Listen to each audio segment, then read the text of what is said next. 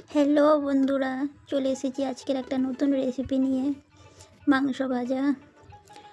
আমি এখানে নিয়েছি 750 গ্রাম মাংস, 2 থেকে আড়াই চামচ দই নিয়েছি, 2 চামচ আদা বাটা, 1 চামচ গোলমরিচ, পরিমাণ মতো নুন।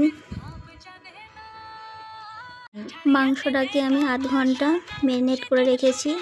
আধ ঘন্টা পর কড়াই তেল দিলাম 100 গ্রাম, তার মধ্যে ঘি অ্যাড করতে হবে, তেজপাতা, কাঁচা লঙ্কা আর ওই 300 গ্রাম পেঁয়াজ দিয়ে সামান্য পরিমাণে লবণ দিয়ে হালকা করে নরম করে নিলাম। হালকা লাল হয়ে যাওয়ার পর ম্যারিনেট করা চিকেনটা ওতে অ্যাড করলাম। পারোটা বানাতে গেলে ধিমি আঁচে বানাতে হবে।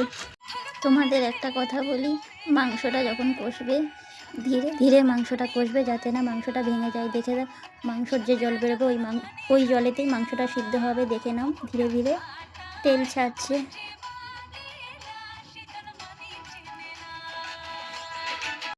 মাংস সিদ্ধ হয়ে যাওয়ার পর মাংসর জল শুকিয়ে গেলে তেল ছাড়বে আর মাংসর কালারও চেঞ্জ হয়ে যাবে। দেখে নাও, খুব সুন্দর লাগছে। দেখো বন্ধুরা, কে কেমন বানিয়েছো বা এই রেসিপিটা কারা বানিয়েছো আমাকে একটু কমেন্ট করে জানাবে বন্ধুরা। যদি ভালো লেগে